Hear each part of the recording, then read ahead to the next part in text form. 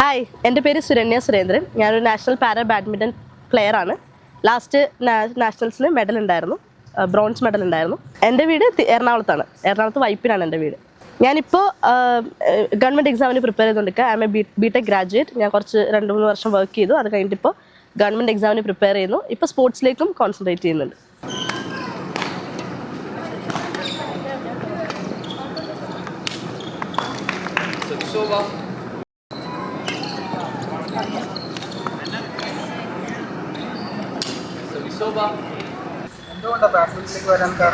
Badminton എൻ്റെ കുഞ്ഞിലെ മുതൽ ഫേവറേറ്റ് ഗെയിം ആയിരുന്നു. പക്ഷെ അത്ര അങ്ങനെ എക്സ്പ്ലോർ ചെയ്യാൻ അവസരം കിട്ടിയിട്ടില്ല.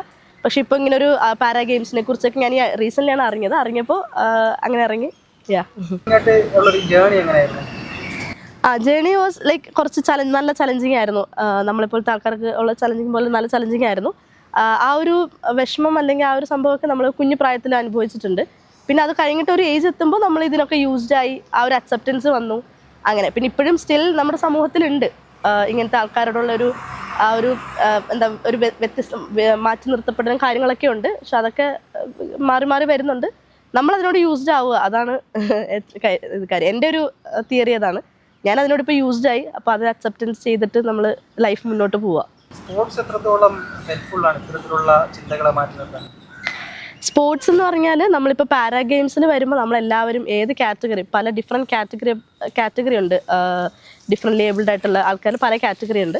അപ്പോൾ അതിലെല്ലാവരും നമ്മൾ ഒരേപോലെ കാണുക, നമ്മളെല്ലാവരും ഒന്നാണ്. നമ്മൾ വളരെ എന്താ പറയുക, ഡിസേബിൾ അല്ല, ഏബിൾഡ് ആണെന്നുള്ളൊരു സാധനം ആണ് നമ്മുടെ ആ ഒരു തോട്ടാണ് നമുക്ക് വരിക. നമുക്ക് ഇത്ര അച്ചീവ് ചെയ്യാൻ പറ്റുന്നുണ്ട്. ഇപ്പം ഞാൻ വളരെ ബിഗിനറായിരുന്നു ലാസ്റ്റ് നാഷണൽസിനൊക്കെ. അപ്പോൾ അതിലൊരു ചെറിയ അച്ചീവ്മെൻറ്റ് കിട്ടിയാൽ അത് എനിക്കൊരു വലിയൊരു എൻ്റെ ലൈഫിലൊരു നല്ലൊരു അച്ചീവ്മെൻ്റ് ആണ്. അപ്പോൾ എനിക്ക് ഇത്രയും പറ്റുന്നുണ്ട്, എനിക്കും അതിനുള്ളൊരു എബിലിറ്റി ഉണ്ടെന്ന് മനസ്സിലാക്കുമ്പോൾ അതെ, ആ സ്പോർട്സ് കാരണം എൻ്റെ ലൈഫിലൊരു പോസിറ്റിവിറ്റി ആഡ് ഓൺ ആവുന്നുണ്ട്.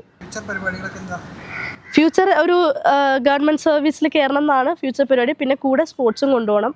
ഇൻ്റർനാഷണൽ ഇപ്പോൾ നാഷണൽ പങ്കെടുത്തു. എനിക്ക് സ്പോൺസർഷിപ്പ് അങ്ങനെയൊന്നും കിട്ടില്ല. നാഷണലിൽ കിട്ടിയായിരുന്നു, ചെറിയൊരു എമൗണ്ട് കിട്ടിയായിരുന്നു. അത് പക്ഷേ ഇൻ്റർനാഷണലിൽ പോകാനുള്ളൊരു ആ ഒരു സാഹചര്യം വന്നില്ല. അപ്പോൾ എനിക്ക് ഇനിയിപ്പോൾ ഇത് കഴിഞ്ഞാൽ നാഷണൽ എന്താ പറയുക ക്വാളിഫൈ ആവുകയാണെങ്കിൽ നാഷണൽ പങ്കെടുത്ത് ഇൻ്റർനാഷണൽ പോകണം എന്നാണ് ആഗ്രഹം. സ്പോർട്സിൻ്റെ കാര്യത്തിൽ അതാണ് ഫ്യൂച്ചർ പ്ലാൻ ആക്ച്വലി. എന്ന നിലയിൽ ഇത്തരം ഈ ഒരു പ്രശ്നം എങ്ങനെയെങ്കിലും ബാധിച്ചിട്ടുണ്ടോ? ഇല്ല, അത് സ്ത്രീ എന്നുള്ള രീതിയിൽ ഇങ്ങനെയുള്ള രീതിയിൽ പല ഭാഗത്തുനിന്നും ചെറിയ പ്രായത്തിൽ ഞാൻ പറഞ്ഞല്ലോ ബാധിച്ചിട്ടുണ്ട്.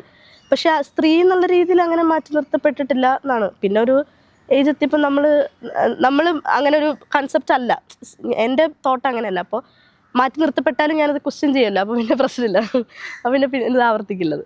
ഇങ്ങനെയുള്ള ആൾക്കാരൊക്കെ വീട്ടിനുള്ളിൽ ഒതുങ്ങിക്കൂടുക അല്ലെങ്കിൽ ഒന്നിനും കഴിയില്ല എന്നുള്ള തോട്ടുമായിട്ട് ഒതുങ്ങിക്കൂടുന്ന ഒരു സ്വഭാവക്കാരാണ് പൊതുവെ. ഇപ്പോഴാണ് ഒരു ചെറിയ മാറ്റം വന്നിട്ടുള്ളത്. അപ്പോൾ ഇത്തരത്തിലുള്ള ആൾക്കാരോട് ഒരു സക്സസ്ഫുൾ പേഴ്സൺ എന്ന നിലയിൽ എന്താണ് അവർക്ക് കൊടുക്കാവുന്ന ഒരു മോട്ടിവേഷണൽ വേർഡ്സ് എന്താണ്? മോട്ടിവേഷൻ എന്ന് വെച്ചാൽ ഇപ്പോൾ എൻ്റെ അറിവിലാണെങ്കിലും അല്ലെങ്കിൽ നമുക്ക് ഇതൊരു കമ്മ്യൂണിറ്റി ഒക്കെ ഉണ്ട്, ലിറ്റിൽ പീപ്പിൾ എന്നൊക്കെ പറയുന്ന ഒരു കമ്മ്യൂണിറ്റി ഒക്കെ ഉണ്ട് കേരളത്തിൽ, ഇന്ത്യയിലൊക്കെ ഉണ്ട്. അപ്പോൾ അതിനകത്ത് തന്നെയുള്ള ആൾക്കാരാണെങ്കിലും ഒരുപാട് പേര് ഇപ്പോഴും മാറി നിൽക്കുന്നുണ്ട്, പിന്നോട്ട് വലിഞ്ഞ് നിൽക്കുന്നവരുണ്ട്. പക്ഷേ സെയിം ടൈം ആ കമ്മ്യൂണിറ്റി മൂലം ഒരുപാട് പേര് മുന്നോട്ട് പല ഫീൽഡിലേക്കും വരുന്നുണ്ട്. അപ്പോൾ അവരോടൊക്കെ പറയാനുള്ളതെന്ന് വെച്ചാൽ നമ്മളിപ്പോൾ ഡിസേബിൾ എന്നുള്ളൊരു ആ ഒരു കാലം കഴിഞ്ഞു. ഇപ്പോൾ ഡിഫറെൻ്റ്ലി ഏബിൾഡ് ആണ് നമ്മൾ, പല ഭിന്നശേഷിക്കാരാണ് നമുക്ക് പല ശേഷികളുണ്ട്, പല കാര്യങ്ങളും നമുക്ക് അച്ചീവ് ചെയ്യാൻ പറ്റും. അപ്പോൾ ലൈക്ക് എൻ്റെ പേഴ്സണലി ഞാൻ പറയുകയാണെങ്കിൽ അങ്ങനെ മാറി നിൽക്കേണ്ട ആവശ്യമില്ല. നമുക്ക് നമ്മുടെ കാര്യങ്ങൾ അതായത് നമ്മുടെ കഴിവ് നമുക്ക് എല്ലാവർക്കും ഒരു ടാലൻ്റ് ഉണ്ടാവും, ഹിഡൻ ടാലൻ്റ് ടാലൻ്റ് ഉണ്ടാവും. അപ്പോൾ അത് നമ്മൾ എക്സ്പ്ലോർ ചെയ്യുക, നമ്മളത് പുറത്തേക്ക് കൊണ്ടുവരിക.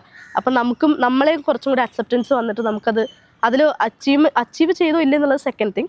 പക്ഷെ അതിൽ അങ്ങനെ ചെയ്യുമ്പോൾ നമുക്ക് നമ്മുടെ ലൈഫിലൊരു പോസിറ്റിവിറ്റി, അല്ലെങ്കിൽ നമുക്ക് കുറച്ച് ആൾക്കാരുമായിട്ടുള്ളൊരു മിങ്കിളും കാര്യങ്ങളൊക്കെ ആകുമ്പോൾ ആ ഒരു തോട്ട് തന്നെ മാറും.